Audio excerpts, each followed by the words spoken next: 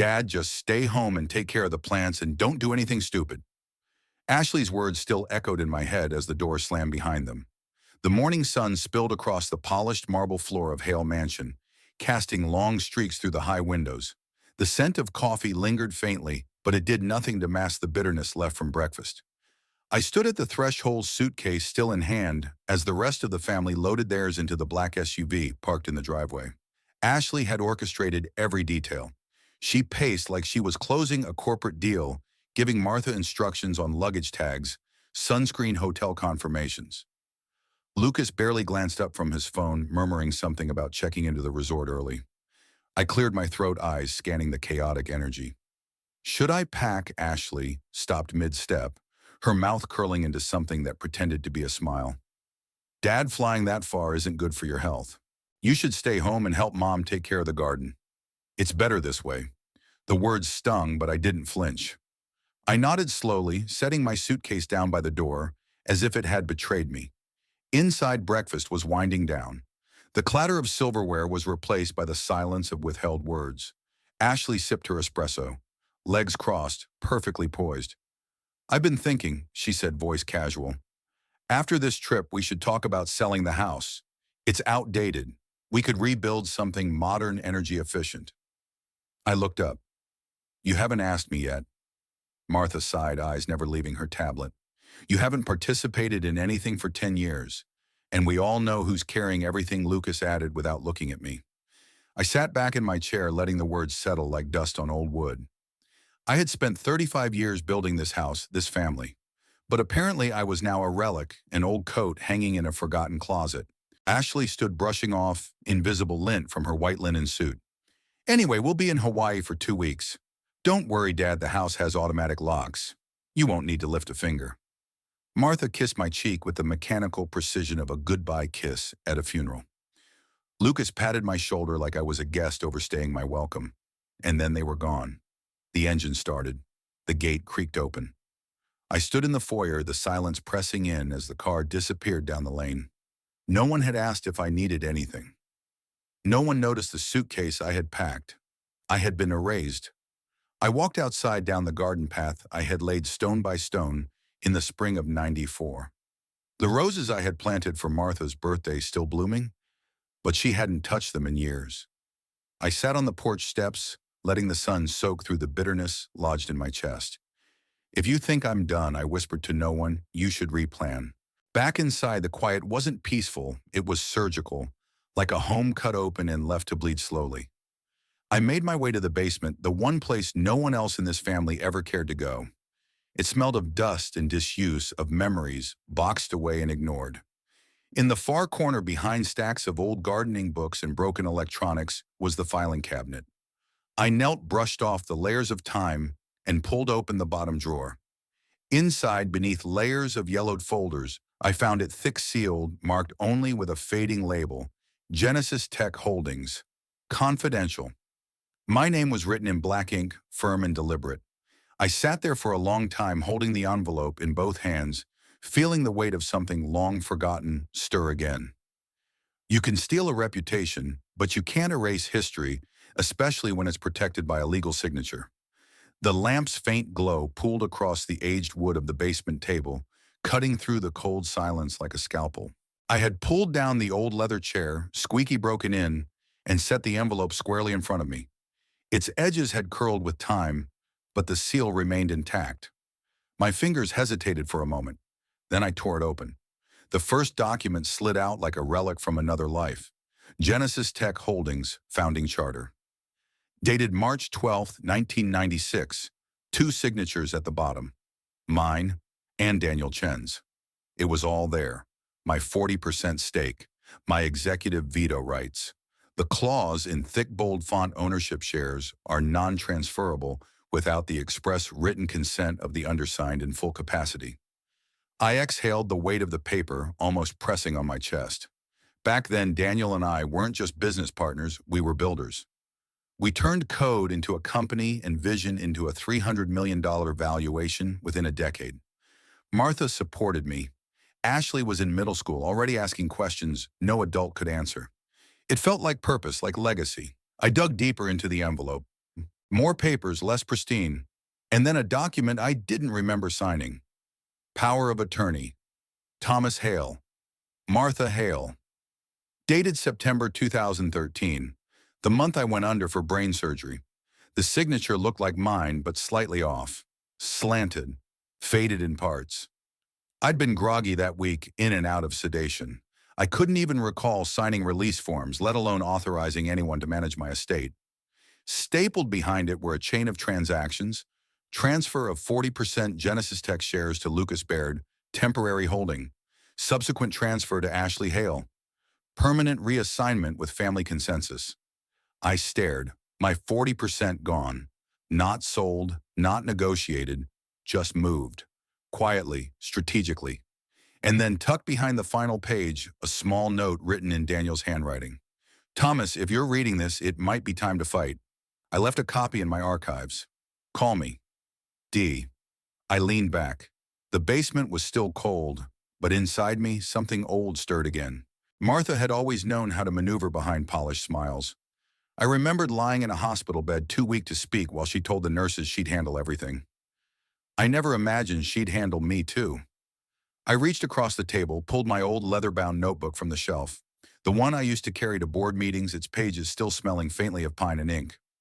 I flipped to a blank page and began writing not notes, not strategies, milestones. 1996, founded Genesis Tech. 2004, market valuation crosses 50 milliliters. 2008, acquired first patent series. 2013, brain surgery ownership transferred. 2023. Officially erased from the company, I closed the notebook, breathing slowly. If I can build it, once I said aloud, I can destroy it in an orderly fashion. There would be no shouting, no public scene, just clean surgical moves, like pruning a diseased limb to save the tree. My eyes drifted to the old landline on the wall. Most people had forgotten it even worked. I hadn't. I dialed the number, a string I hadn't used in years. 2 rings, then a voice. Calm. Grounded. Thomas, I have been waiting for this call for 10 years. Some bridges once burned don't need to be rebuilt, but some bridges need to be restored to get to justice. The brass plate still read Chen and Associates, but the edges were more tarnished than I remembered. The building had aged like us, still standing, still solid. I stepped into the quiet lobby, the scent of oak polish and old books wrapping around me like the echo of a former life. The receptionist, a young woman with sharp eyes and a muted gray suit, looked up. Mr. Hale, I nodded. He's expecting me. She pressed a button and the door to the inner office clicked open. No grand hallway, no marble floors. Just clean lines, quiet strength. Daniel Chen stood behind a glass desk, arms crossed, watching me with a half smile that carried a decade of distance. Still too proud to call first, he said. Still too stubborn to answer my emails, I replied. We shook hands, firm and unspoken, in our reconciliation. No apologies needed. Men like us knew time did what pride couldn't. Sit, he gestured. Let's open the archives. I handed him the envelope, the forged documents, the broken chain of trust. Daniel read in silence, his brow furrowed only once at the power of attorney line. Then again when Lucas's name appeared. She signed this without proper guardianship, he muttered. There was no court supervision, no medical power granted. And yet, this was used to transfer 40% of Genesis Tech to her son-in-law, I said dryly, then to my daughter. Daniel leaned back. Unwinding this will take precision, but it's doable, especially if we go in sharp, not loud. He walked over to the filing cabinet and pulled out a red folder. We'll file for an emergency injunction asset freeze on all Genesis Tech stock currently under Ashley's name. Temporarily, just enough to stop any new transfer until we build our case. I raised an eyebrow. That fast, you're not the only one who's been preparing, Thomas. He glanced toward the inner office door. Laura. The secretary entered, no longer just a receptionist. She carried a binder and a court form already half filled. Laura's been working with me on asset recovery cases. Trust me, she's better than most private investigators. Laura placed the documents in front of me. Sign here, and initial the affidavit section. The pen felt foreign in my hand. 10 years without signing anything but birthday cards or garden supply receipts, and now I was about to file my first legal attack. Not for them, for me. I signed, Daniel nodded. We'll have it filed with the district court before 6 p.m. They won't be able to touch a thing until we get a hearing. I stood slower than I used to, but steadier than I'd been in years. Thanks, Daniel. We're just getting started. As I stepped out of the building, the San Francisco air greeted me with a chill that cut through my coat. I walked to my car, mind already mapping the next steps, but then I noticed something. A car parked across the street. Black, sleek, tinted windows. The license plate Gen 502. Genesis Tech's fleet.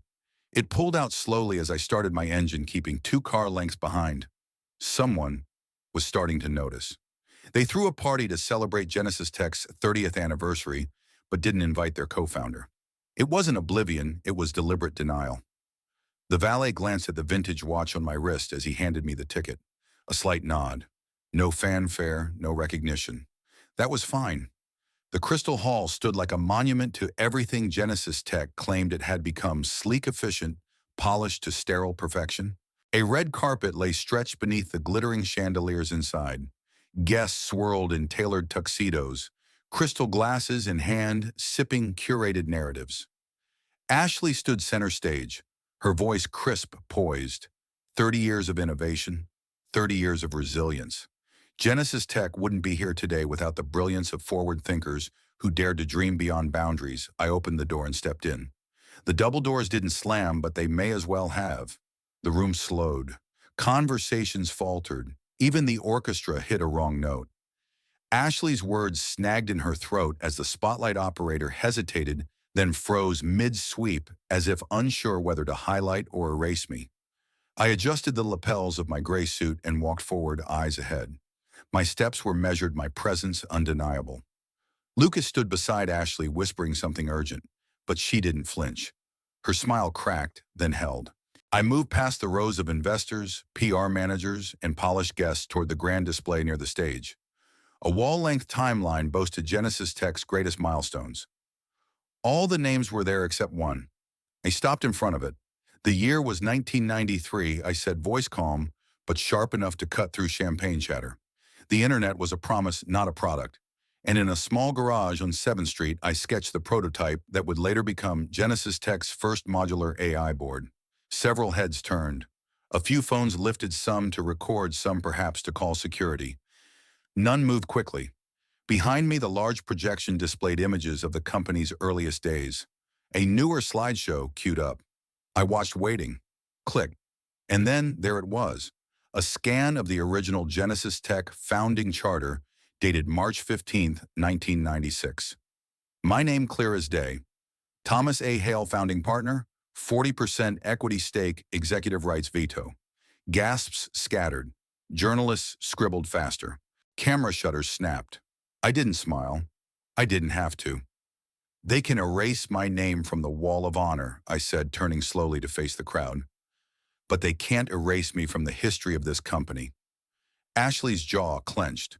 From the back of the hall, a young woman in a hotel server's uniform quietly slid a folder into the hand of an older man, an independent journalist known for his integrity. She disappeared into the crowd before anyone thought to stop her. Laura moved like she had done this before, because she had. The murmur grew louder. A few shareholders began flipping through their phones, rereading old archives. Questions began forming in the press section. Ashley raised her mic. Tonight is a celebration. We respect our past, but this event is about the future. Then perhaps the future should be built on truth, I said. Silence. Uncomfortable. Heavy. I turned and left the stage area without a glance back. The party wasn't over, but its narrative had shifted. In the hotel restroom, Lucas leaned toward Ashley, voice low but urgent. We have a problem, he said, wiping his brow. Laura was my employee 5 years ago. She's not just a secretary. Ashley's eyes narrowed. Then who is she? The answer would come, but not tonight. The next morning, an email titled Cease and Desist from Genesis Tech appeared in my inbox, a sign they were starting to get nervous. The header was bold, the tone hostile. Legal jargon spilled across the screen, accusations of defamation, disruption of corporate operations, and a formal demand for silence. I printed the letter and handed it to Daniel across his desk. He leaned back, lips curling slightly. They're losing their cool, he said. That's our advantage. Outside the window, the fog over San Francisco was beginning to lift. Inside, the real storm was only just beginning. Daniel tapped his pen against the manila folder he'd been building since last week, one labeled Hail V. Genesis Tech, Strategic Filing. The ceasefire they wanted, it would never come. Not anymore.